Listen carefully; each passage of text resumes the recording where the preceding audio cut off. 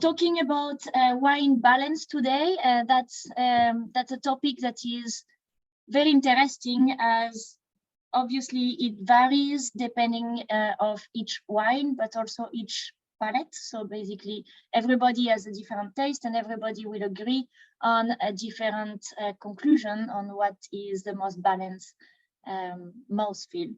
So it is a pretty artistic and subjective topic, but also there is some rules and some principles we can actually follow.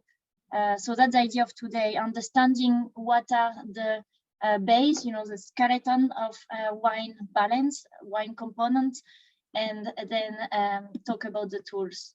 So we will start with talking about the different components of wine mouthfeel, which is what are the big categories that really play an important role. And then we will go through the different tools that are available in winemaking to balance wines. We'll finish by talking about how to set up a bench trial. You will see it's very important. It's something we can do in a very easy way, very quick way, and it will give you a lot of answers. So something to not neglect. Okay, so let's start with the different components of the wine. So when we are talking about the wine component or wine matrix interaction, we are usually talking about the phenolic, the acidity, and then the sweetness, viscosity. This is actually not only happening in wine, that's something we do for any type of food. You use this type of balance when you do wine and food pairing. That's very commonly used in not necessarily knowing why, but it's something we do naturally. That's something you would do when you cook a meal, but also when you prepare a cocktail, or anything you would do. We are always looking at achieving balance, and we are looking at phenolic, acidity, and sweetness. So there is some study actually that has been done. I'm going to share with you a study from Zocklin in 2005, where he evaluated different components and how they play in these three categories. So starting with the sweetness, the volume, and the body of the wine, we know that alcohol, especially when it's higher alcohol, higher than 14, polysaccharides and sugar are going to play in a positive way. So they are going to increase the volume, body, and sweetness. Then the phenolic compounds, acids, and also sulfur compounds are actually going to decrease this perception of sweetness and volume. Then when we look at the acidity, obviously acid is going to increase the sensation of acidity, but also any green character or herbaceous character or even unripe fruit will increase the sensation of acidity. Phenolic compounds are increasing this sensation. They increase the aggressivity of the acidity, astringency, and bitterness. Alcohol, sugar, polysaccharide, overripe aromas, and spicy aromas are decreasing the sensation of acidity. Then in the last category, the phenolic and aggressivity category, we have the phenolic compounds, the acids, sulfur compound, and ethanol that are increasing this sensation. So if we are talking about a wine that has a high alcohol, yes, we increase the sweetness volume, but we also increase this sensation of aggressivity. And then polysaccharide and sugar are going to decrease the phenolic sensation. This is, as you can see in the table, there is not only a component related to the mouthfeel, but also some aromatic component. In fact, it's way more complex than what we are going to talk about today. But balance is also associated to color and aroma. So basically, we're working on all the senses we have to achieve balance. So obviously, the mouthfeel is very important, but the aromas, what you smell, makes your perception change even in your sensation in the mouth. So that's why you can see that green aromas will make you think the wine is more acidic, and overripe aromas will make you think the wine is less acidic, for example. Okay, so today we're going to mostly focus on the mouthfeel component, but you will see that aromas are actually very important too.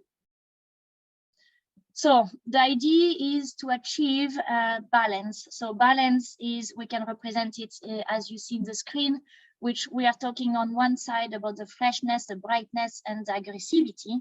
And on the other side, the volume, roundness, but also heavy and flabby. So you don't want to be too round and you don't want to be too acid either. So we are playing with these categories where on one side, acidity, tannins, sulfur, and green character work together. On the other side, polysaccharide, sugar, alcohol, and ripe aromas are working together. You will see that it's also sometimes tannins can actually bring volume and sweetness. So it is hard to categorize, but again, we're talking about an entire balance here. When we talk about acidity, just a little reminder, we are talking about this sensation of, lemon juice, unripe grapes, apple. Apple is the malic acid. Lemon is going to give you the sensation of citric acid. And then the unripe grapes, if you taste it, it's usually related to tartaric acid. Okay, to give you the different type of acid that we usually use in winemaking. And then you have the yogurt sensation that can give you an idea of the lactic acid. The tannin family, so the sensation of tannins can be astringency and bitterness, that's a negative sensation of it, but then there is also the positive sensation that just gives you length and, well, what a balanced wine is, basically length, volume, and body. Aggressive, so astringency is when very reactive tannins react with your salivary protein, leaving your palate completely dry and completely dry. So we have this sensation of dryness. These are usually happening with very reactive tannins when they react with protein. And the bitterness, to give you an example, so we all talk about the same thing. Bitterness is when you will, it's what we find in coffee, in pure cacao, also in tea. And in fact, if you think about it, you naturally, even maybe without knowing why, you would naturally balance this bitterness and play with this different scale, because that's the reason why you would put sugar or milk into your coffee or your tea.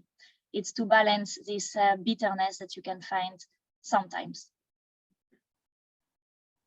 The last category is the polysaccharide and sugar. So you all know about sugar. It gives this sweet sensation, but also it can give this oily and like coating sensation. And when it's very well done, and many polysaccharides can do this, it gives this velvety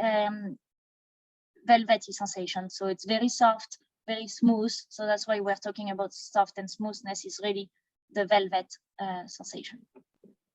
Okay, so that's just to make sure we are all talking about the same thing when we talk about these three categories. Then as you can see, there is 3 big points: acid, tannins, polysaccharides.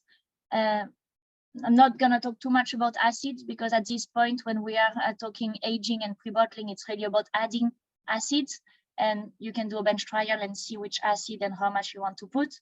But tannin and polysaccharide, they can vary a lot depending the type of molecule we are talking about and the effect in the palate. So I'm going to talk more about the polysaccharide and the tannins. Starting with polysaccharides. In wine, they are found in pretty high concentration in wine, from 100 to 600 milligrams per liter in wines. And polysaccharides are polymer of sugars and uronic acids. Okay. There is many applications in winemaking of polysaccharide. They are known to stabilize color, to stabilize tarch rate, to stabilize protein, as they are protective colloids. But they also, as we just saw, can reduce astringency, can reduce the hot burning sensation of alcohol, and also they can increase volume, viscosity, and sweetness sensation. The source that we have in winemaking, grapes, of course. Grape can have polysaccharide, which usually are part of the pectin categories. So there is different type of pectin. And I'm not going to go in detail today about this, but there is natural polysaccharide in the grapes, And to extract them, we usually use enzymes. Yeast are probably the most common polysaccharide found in wine, which are manoprotein. So the yeast cell walls can release manoprotein during autolysis. That's how we know this sensation. That's probably how the first time we learned about it or observed the effect of yeast manoprotein was just to let the wine age on lees and finding it rounder, more balanced and more stable.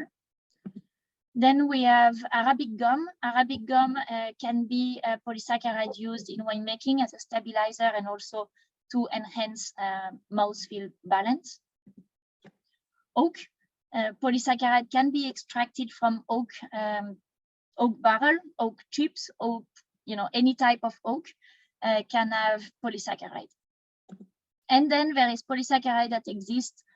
This one we usually don't want it, but that's a polysaccharide from botrytis. So they are the glucans that are impacting filtration. So they are actually not playing so much in terms of mouthfeel, but more a negative polysaccharide that will impact very strongly your settling and filtration. So today we are mostly going to focus on the manoprotein and the Arabic gum, which are at this part of the process when we talk aging, are the polysaccharide that we can play with. So manoprotein in winemaking, as I was telling you, manoprotein are extracted from lees, from yeast lees, and we realized, well, actually it was not us, but this has been realized like a long time ago, that manoprotein has a stabilizing effect on protein, on tartaric, on color, on many points in the wine. They are the second source of polysaccharide found in wine, and they are coming from the wall of Saccharomyces cerevisiae. There is a very high diversity within yeast manoprotein. You're gonna see it after.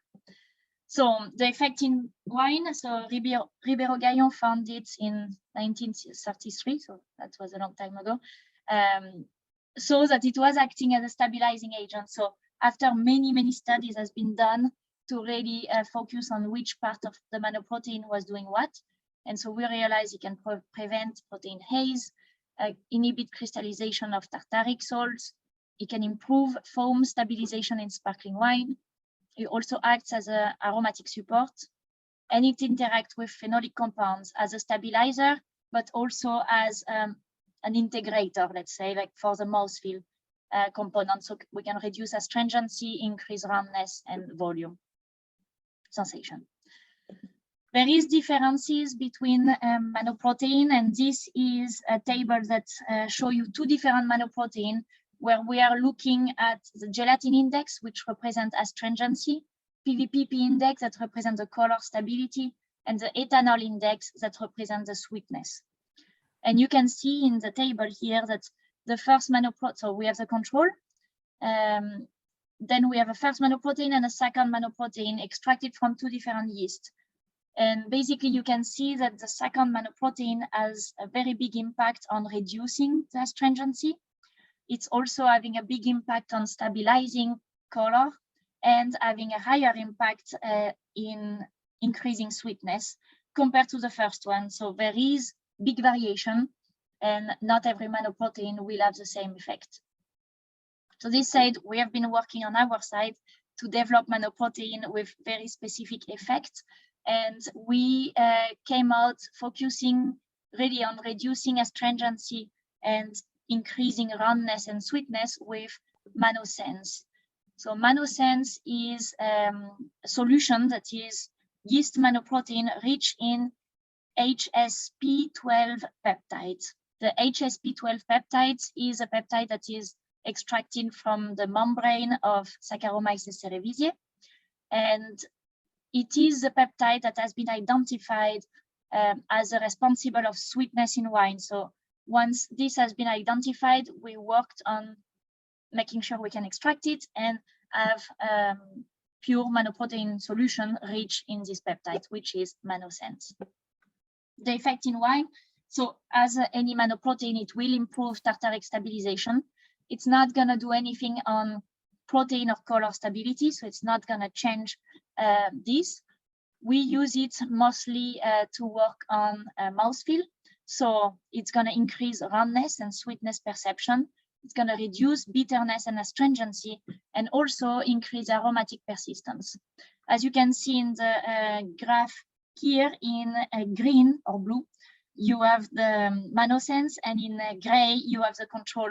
We're talking about a white wine on your left side of the screen and red wine on the right side.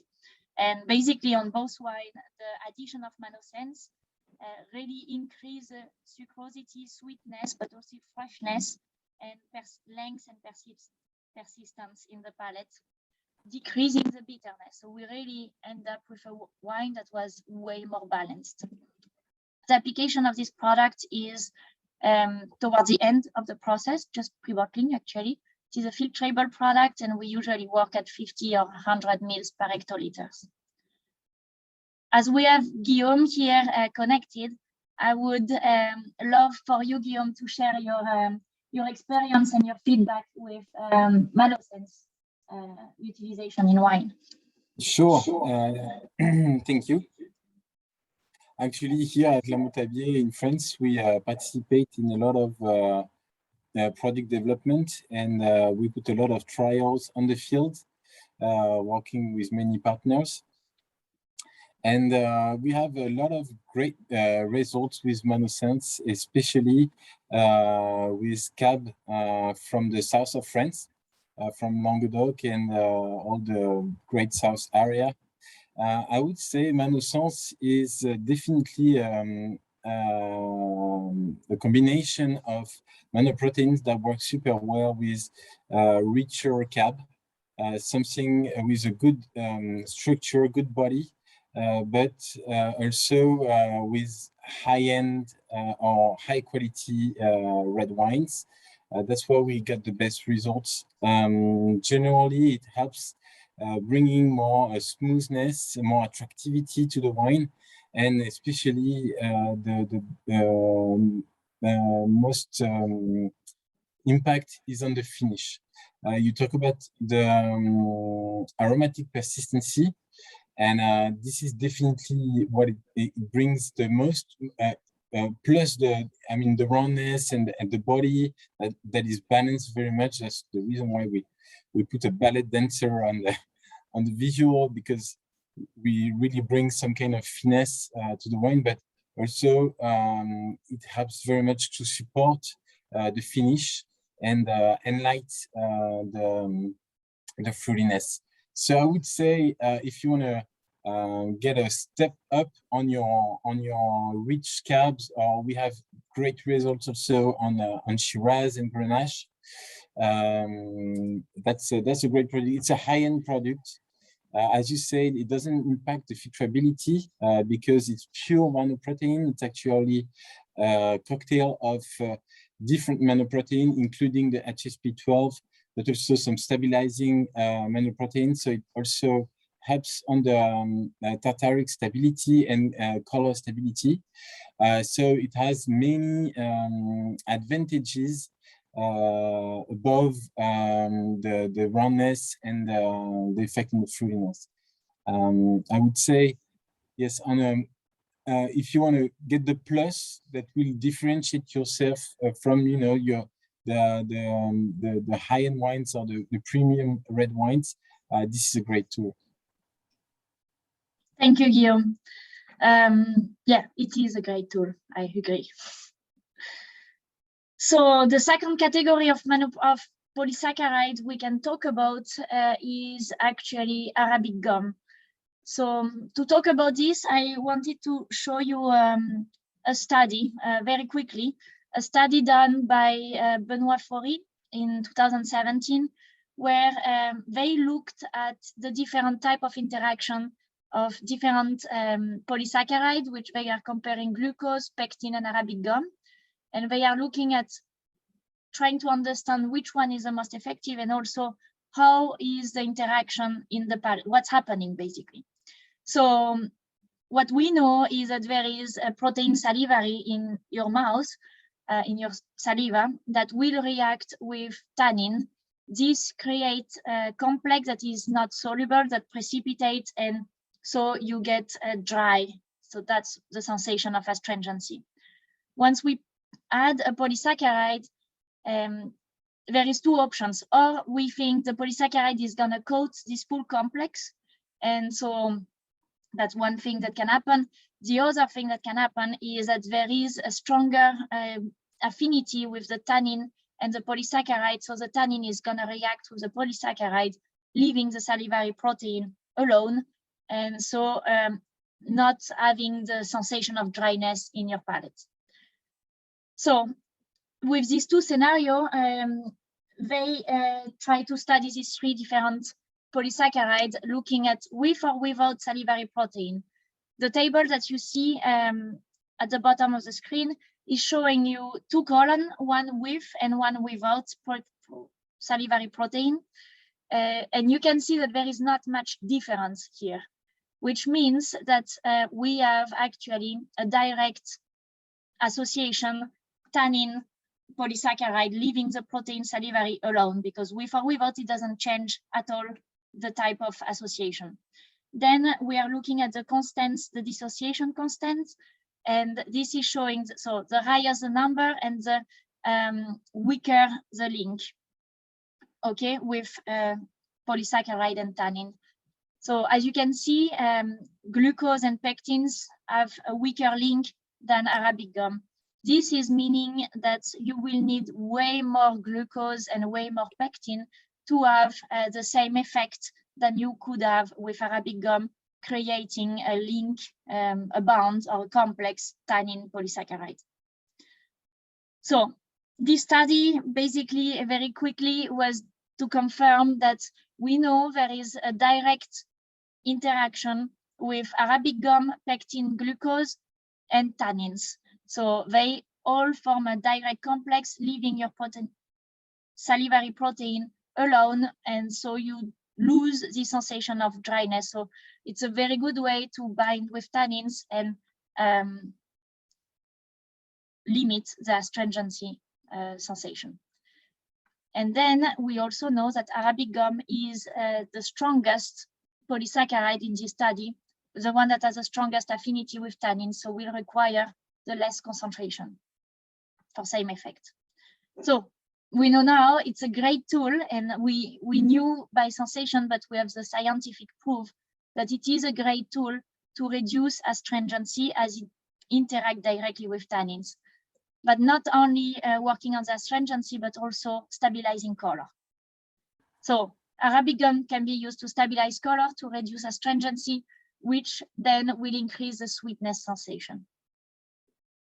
You have to know that there is two types of there is many types of Arabic gum, but the first choice is between two big categories, which are their origin. Origin can be the Acacia verec, and this is gonna give you a stabilizing gum, and the Acacia Seyal, that is gonna give you a mouthfeel improvement gum effect, let's say.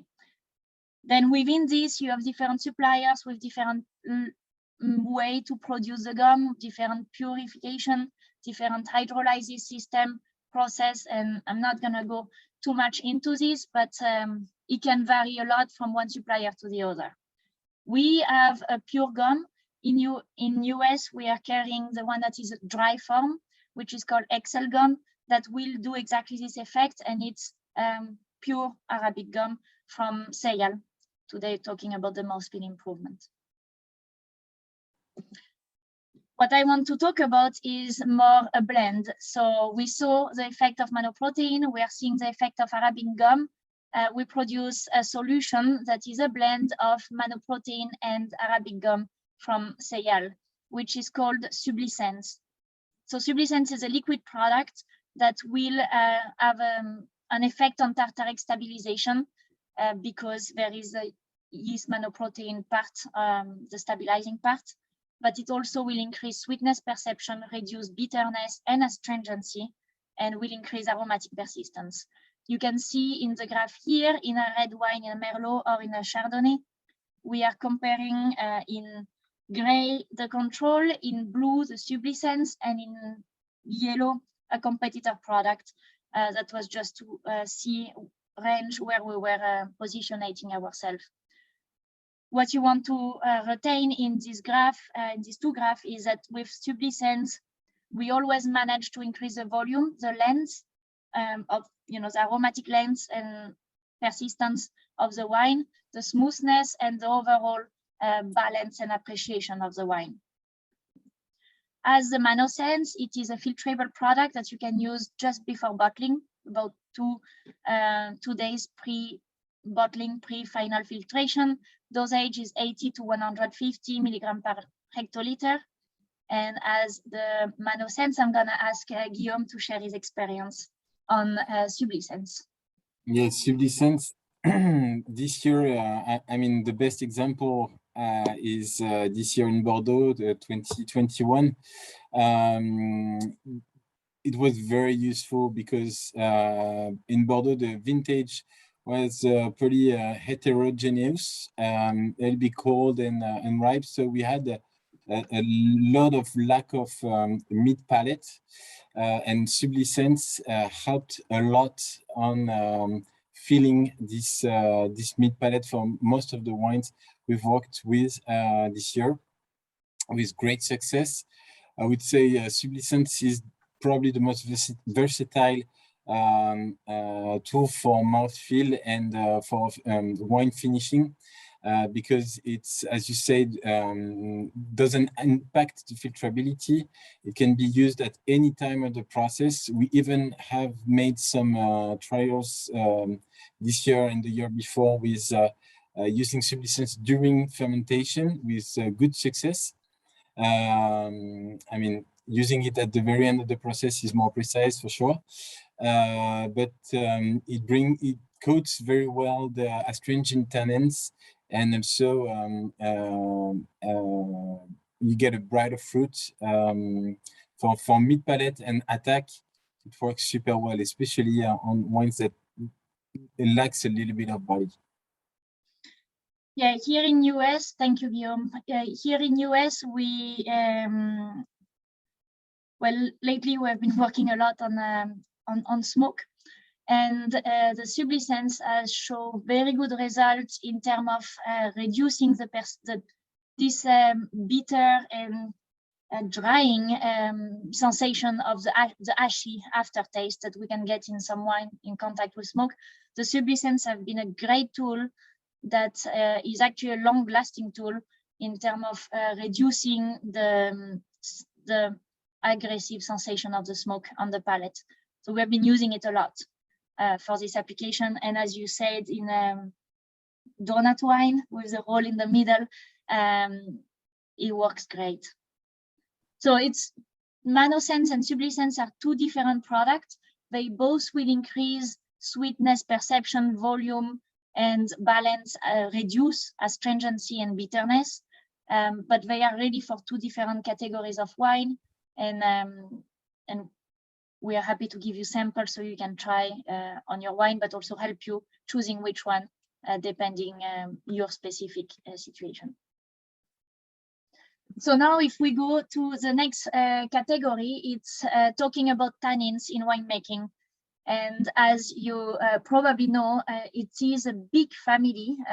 It's even phenolic compounds are a big family of compounds found in wine, and if we focus on tannins, it's still a lot of different options that can be found in wine and available as a tool in winemaking. So this said, let's go a little bit more into the different categories of tannins to help you choosing one or the other.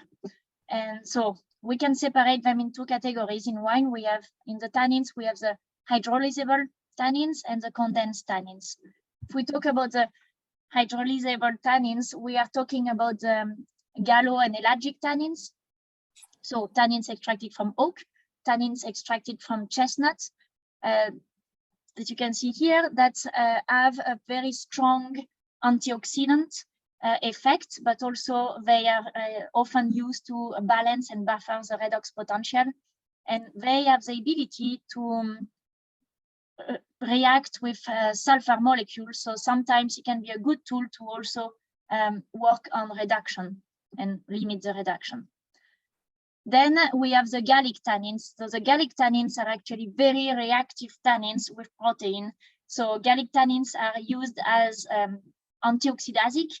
So at the beginning of the process to remove any PPO or lacase activity. So they inhibit this enzyme because they are these enzymes are proteins, but they also are used to stabilize color, to react with protein as a sacrificial tannins before your phenolic compound do it in red wine, and they are used in white wine to to reduce the need of bentonite and help protein stability. As they react very strongly with protein, you can imagine they react strongly with your salivary protein too, so they tend to be very astringent and dry. So usually they are used more on the beginning of the process or at very, very low dosage toward the end. In the condensed tannins, we have the tannins from grapes, the proanthocyanidin tannins. This is a monomer you can see, but then they can polymerize and make a chain. These are very soft tannins. They are used in color stabilization, in mouthfeel. They give you really this full sensation in the palate. And then we have condensed tannins extracted from quebracho or mimosa that you can see on the screen. They look very similar to grape tannins, but they are a bit different, and they can be used in color stabilization because they have the ability to polymerize with the tannins from your grapes. So antioxidant, polymerization, color stability, and mouthfeel as well. Usually these tannins are more used at the beginning of the process too, more as sacrificial tannins. Okay, so these are all the different categories. This said, we are not going to use all of them in finishing closer to bottling. Just to summarize the tannins in winemaking, as you can see, they have many different applications. Usually the antioxidant, antioxidase, and protein removal tannins, we use them during harvest as protective tannins. Then the tannins that we have the best ability to stabilize color are used during fermentation or early stages of aging.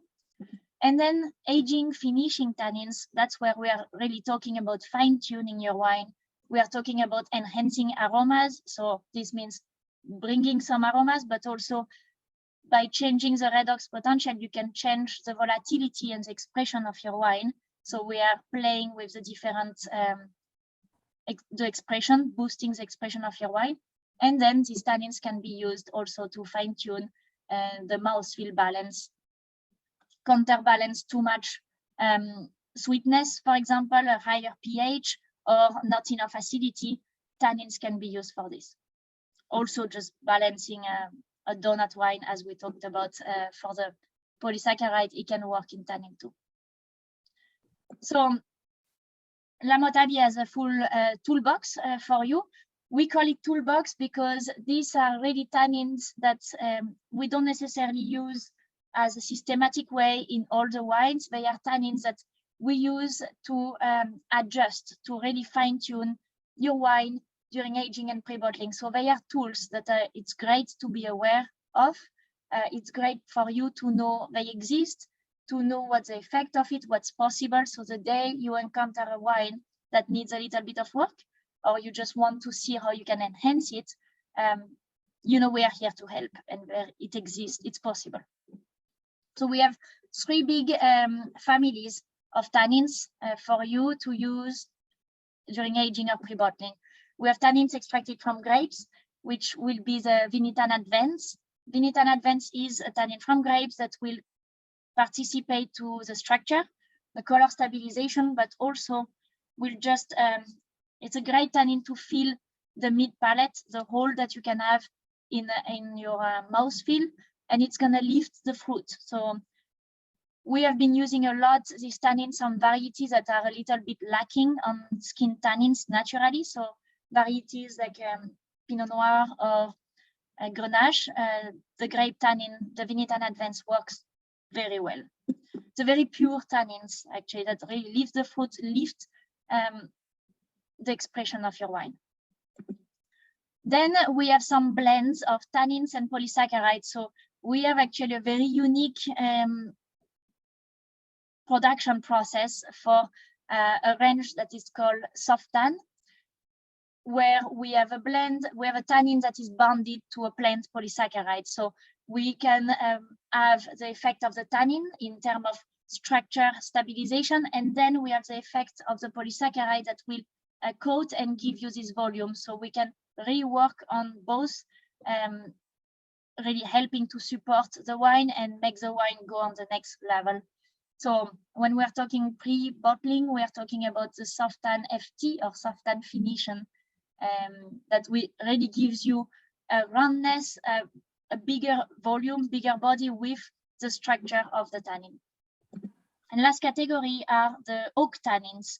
And here we have a wider range. We are having 4 tannins for you, depending the process of extraction and also the toast level.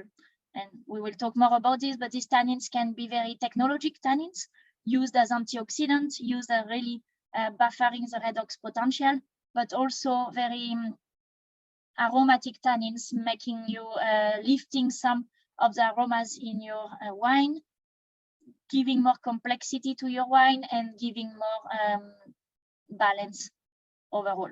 They are very precise tannins, so we are using very low dosage, concentrated, and Guillaume is going to tell you a lot more about these tannins, talking also, focusing on really explaining you how we produce tannin, why we produce tannin, and focusing on these tannins. So very quickly, I'm going to show you a little bit more about the Vinitan Advance and the soft tan finition. So Vinitan Advance is a tannin that we can use on any type of wine, red, rosé, white, sparkling. It is a grape tannin that is highly concentrated in oligomer and very low in acid phenol content. This allows us to completely control the oxidation part and not give any Brettanomyces taint or like precursors to Brett to produce volatile phenol. So the effects on wine, it's gonna be a high polymerization potential. So you, thanks to these tannins, if you add it early in the process of aging, you're actually gonna increase your color stability. It's improving your phenolic potential of the wine, so giving you more aging potential, giving you just more matter to age and to support the wine. And in terms of effect in the mouthfeel, it's going to increase your mid palate, balance the wine structure, reduce astringency, even if it sounds crazy to add tannins to reduce astringency, it does work, and it boosts fruitiness, fruitiness, yeah. So the way the graph that you show here is actually showing you how by adding a Vinitan Advance, we are reducing the salivary protein index, which is a good indicator of the astringency. And the more we add and the more we reduce it. This is really because this tannins is here to balance the other tannin, help you to polymerize and actually give tannins that are less reactive with salivary protein. So this way we can balance, fill the mid palate and reduce the sensation of astringency. The applications is 5 to 15 grams per hectoliters, and we can use it pretty much anytime, from pressing, during aging, and pre-bottling. On this, I know Guillaume has a lot of experience with the Vinitan Advance. So Guillaume, do you have any more concrete example of application of these tannins? Yes, I really enjoy this Vinitan. First, because it's a very, philosophically, it's very endogenous. It's a tannin that comes from pure grape tannin. It's pure grape tannins. So it's something that is already a part of the wine. So it's not like you add something very different from the actual material. So it adapts, and you can definitely feel that it doesn't move any balance in terms of stability or in terms of filtrability. So it's very easy to use, and that's the first thing for what I really like this Vinitan Advance. Also, Yes, through our different trials, we've seen, as you said, that it's also a kind of anti. I mean, the more sometimes you are a little bit shy adding tannins because you're like, okay, I will bring some kind of hardness to my to the structure, and that's true when you add not enough of this tannin. At the very beginning, the astringency doesn't disappear if you are too low dosage, and it starts to get smoother, starting like 5 or even 10 grams per hecto. I start to get a real roundness, and especially on young wines from Cab, that can be, it's, you know, a bit harsh, especially the ones from young vines with like short aging. They can show this kind of hard astringency. This helps very much to get some kind of good roundness and a smooth palate, definitely. But don't be shy. Thank you, Guillaume. The next tannin that we have is the blend, that is a soft tan finishing, known also as soft tan FT. This is a very complex tannin that is actually pretty multitask. So thanks to the tannin and the polysaccharide blend, we really can play on different levels. The first one is to reduce this astringency perception. And here you can see, so same type of graph than previously. We look at the IPT, so the total phenolic compound index, that of course, if we add soft tan, that is a gray line, we are adding tannin, so we are increasing a little bit the IPT. But then we look at the salivary protein index and we are reducing it. So again, once more time, when we add tannin, we are actually reducing the perception of astringency thanks to the tannin and the polysaccharide. It is a tannin that is a blend of different oak toast tannins. So we do bring some aromas such as vanilla and toasted almonds. That's really the focus of this tannin, giving you some more complexity. Again, it's not gonna be big aromas in your face. It's really a slight level that we are more talking about this vanilla and toasted almond, toasted bread, toasted oak type of aromas. Sorry, this one is in Italian. So between French and Italian, we are mixing every languages, but you can understand the composition. And the last thing that this tannin does very well is to actually reduce the perception of volatile phenol, which is a great tool when we're talking about Brettanomyces, but it becomes even better when we're talking about smoke taint. This graph is showing you a study that has been done on many different wines, where we were measuring the sensory threshold of Brettanomyces, of volatile phenol. And basically, by adding soft tan FT in all this wine, we always increase the sensory threshold, which means you will need more volatile phenol to smell them. So we are decreasing the perception. Okay, so by increasing the sensory threshold, we decrease the perception. So it's a pretty impressive tannin that really reduces this perception of volatile phenol, talking about Brettanomyces and talking about smoke taint. The dosage is usually around 3 to 8 grams per hectoliters, and you can add it all the way through the process up to the 2 days before bottling, before filtration. So great tool to really tweak the expression of the wine. Guillaume, do you have anything to add? Yes, on thanks. This Thanks to its association with plant polysaccharides, it's a very soft kind of tannins, like its name says. So the thing is, you can go further. You can add a little bit more without bringing dryness to your wine. So definitely, on the when you use it to as a mask for smoke taint or a volatile phenols Brettanomyces, you can definitely put the cursor a little bit further. So that's one of the reasons why these tannins can be a great tool. but also above that, it's just bringing a lot of complexity to your palette of aromas, another layer, and a little bit more richness, and improves very much the richness of the flavors. Thank you, Guillaume. And next category of tannins is actually to focus on the tannin essence category, which are our oak tannins. These are a little bit more special. Well, they are all kind of special, but we are gonna focus on it and explain to you about how we develop a tannin, how we produce a tannin, and why we did produce this for tannin. So I will let Guillaume explain you all this. Yes, thank you, Eglantine.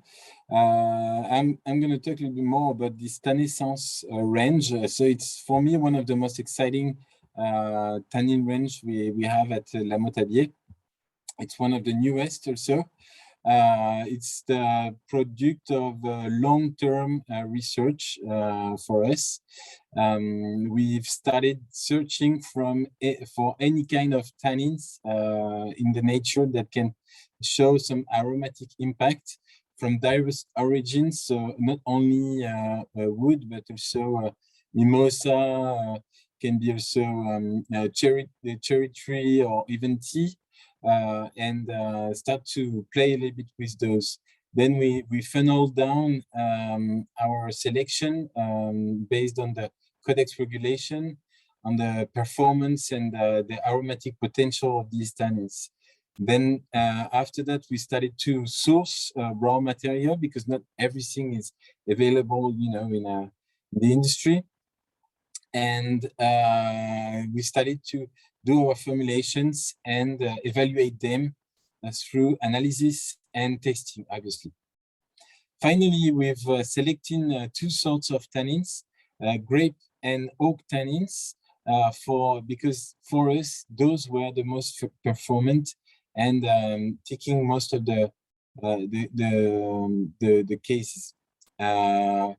Then we've also, at the same time, on the other hand, developed a very specific purification and extraction process that I will detail, just to magnify and to express the most of those tannins. I think, Eglantine, you have to help me. Yes, thank you. So how do we produce tannins?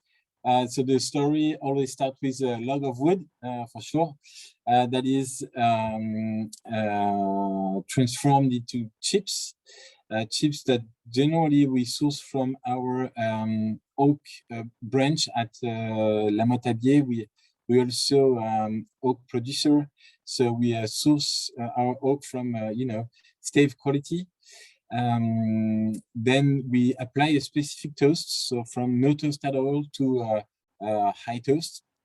And then those chips go through extraction to get the tannins, and finally concentration and purification through a very innovative process that we call oxy-protect, just to protect the aromas from oxidation, and obviously to get something more powerful, more intense.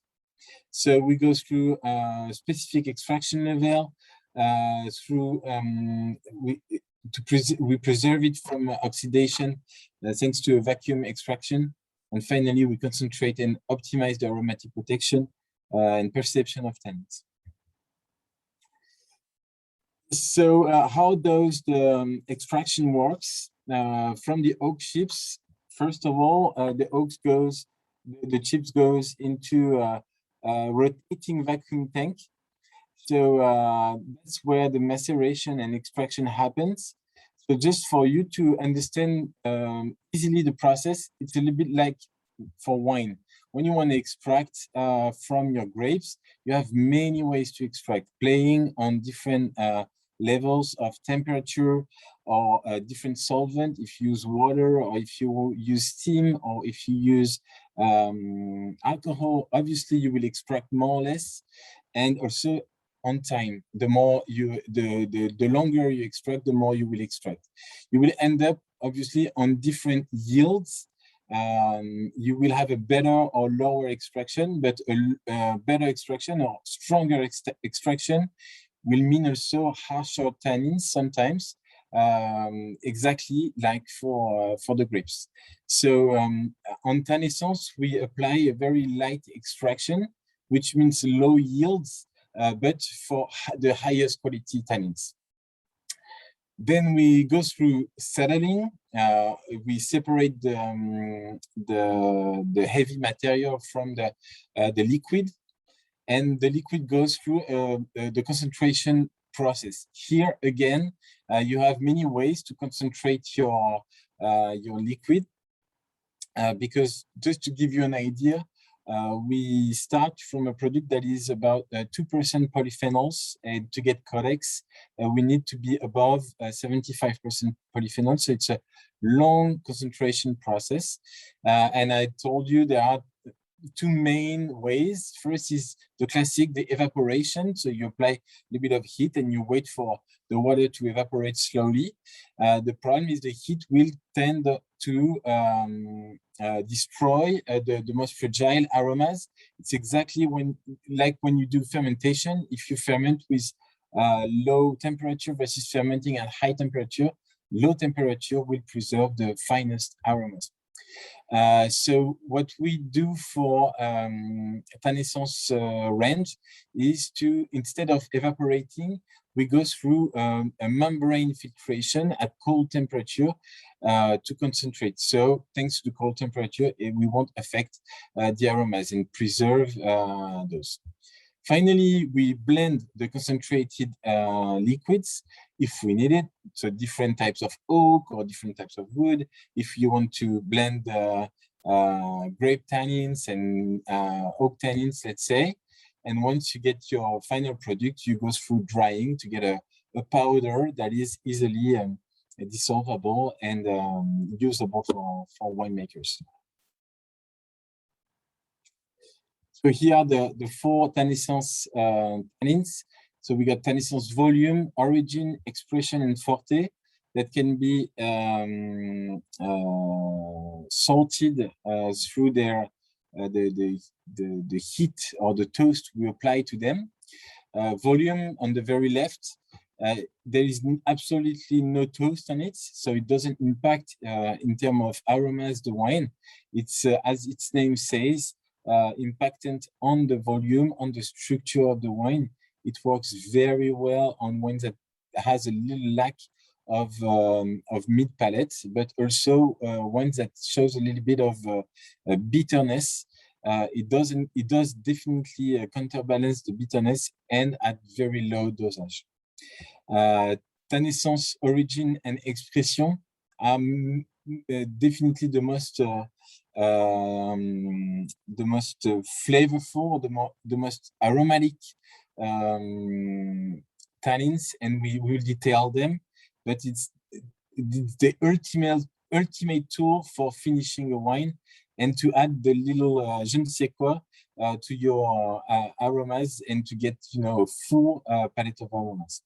Finally, Tanessence Forte is the most toasted one. We apply a very strong toast on it, but it doesn't show too much of oaky aromas. It's more like, I would say, tobacco, toffee. It's more hints of flavors, and it will bring a lot of tension, a lot of finally freshness at low dosage to your fruit. I have a few experiences using Tanessence Forte to refresh a wine that was a little bit dull, a little bit old, some kind of reserve wine you haven't blended from the previous year or the year before, or some kind of, overheated rosé wines. A little pinch of Tanessence Forte brings back the fruit and brings back the freshness to these wines. So it's also a very, very cool tool, I would say. When you are just right before bottling, you don't have too much time to think. That's something you have to think of because it can save a lot of situations. Just getting more in details, Tannin Volume and Forte, those are both 100% oak tannins, both sourced from French oak. And as I said before, Tannin Volume definitely works on the mid palate, on the smoothness, on the structure to balance the structure of your wine, and also at very, very low dosage, balance the bitterness. Back in the days, when I was working on some sparkling wines, after the second fermentation, you can have like a little bit of bitterness that is enlightened or enhanced by the gas contained into the wine. You know, just a little bit of bitterness can be super strong in the end. And it's too late, you know, because the aging is done, this gorging is done. You don't have too much options, but using like Tannin Volume at 0.5, 0.6 grams per hectare in the this gorging liquor definitely balanced the wines very well. We've done a lot of bench trials using tons of different finishing products, but Tannin Volume was the best one, and also didn't, you know, didn't make the wine gushing. So proof again that's the tannin that dissolves super well in the wine and doesn't unbalance anything. Tannin Forte, I talked a bit about it just before. The thing is, it brings, you know, just a backbone to your palette of aromas. It's something right behind you. It's hard to define, but it's something that envelopes your aromas. Also, I would say definitely if you have some heavy rosés or older white wines or kind of a little bit evented or a little bit oxidized red wines, it helps lifting the fruit and lifting the freshness of these wines. For example, I think I assume it might work super well with kind of white Zinfandels that can be a bit heavy sometimes. If you want to give a kick to it, Tannin Forte might be the right tool. Origin and expression, those are, I would say, high-tech tannins. Those are definitely the ones that goes through the antioxidant and aromas protection process, this very innovative process, just to express the maximum of their aromas. Tannin Origin, sourced from American oak, will express more vanilla, fresh oak, and will enhance some fresh fruit to your wines. It's a little bit toasty also, and we bring a lot of attractivity to your aromas. It's very much a profiling, finishing kind of tannins. Expression, also very high-end kind of tannin.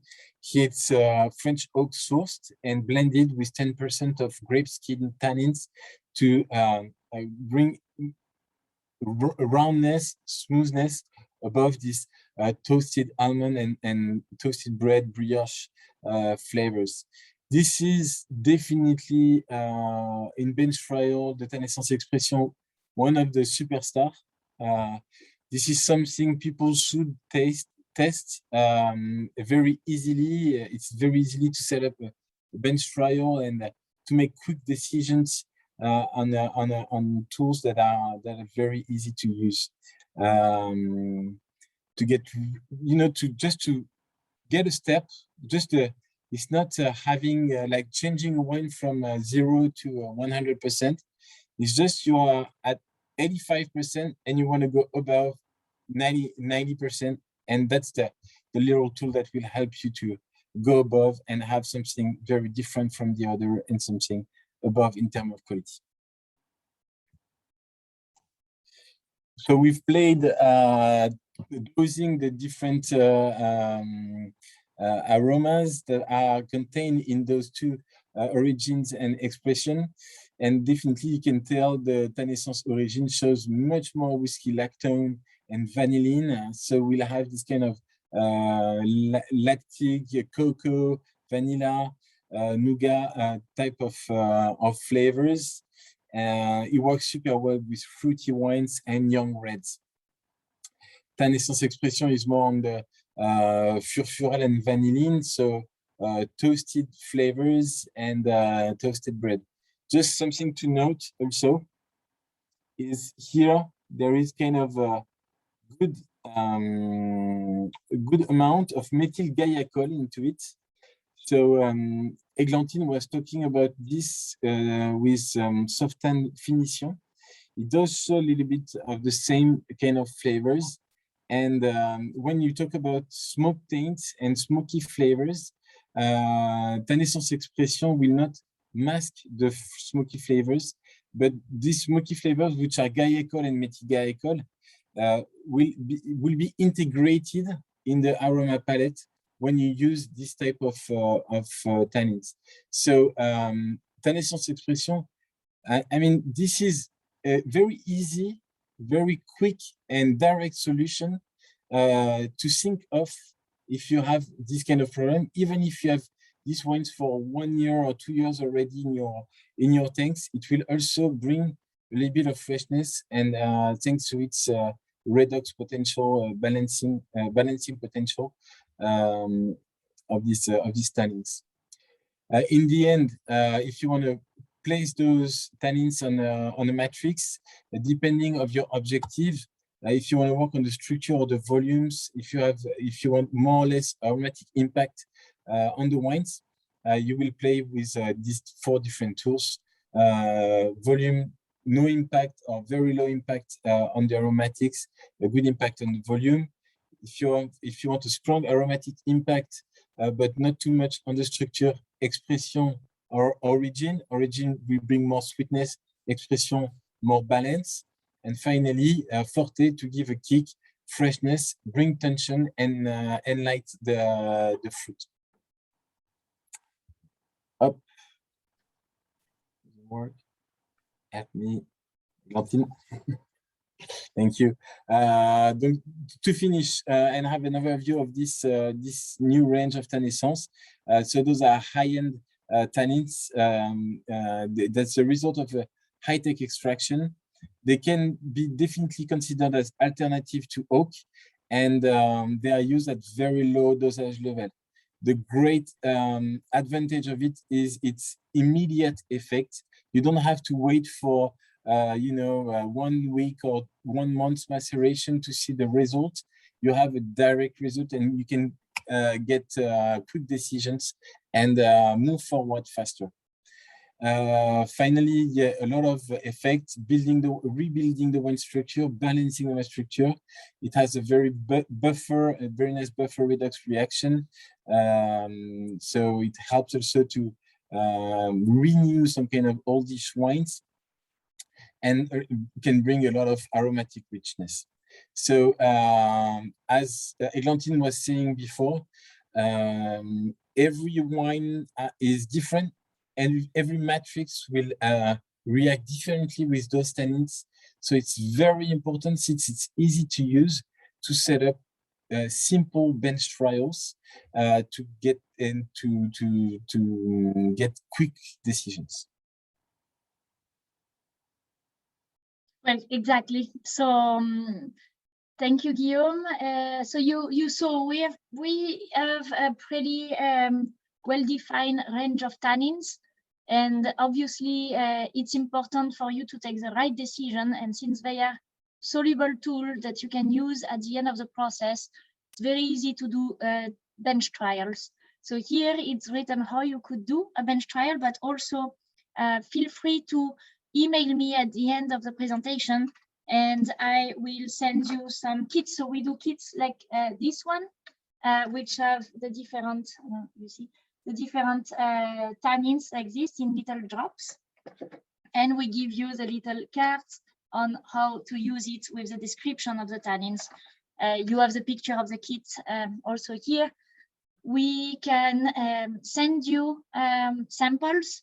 We can also come to the winery and help you doing the tasting with you. And if you want, you can also send me samples here in California, and I will taste, set up the bench trial, and tell you what works the best. So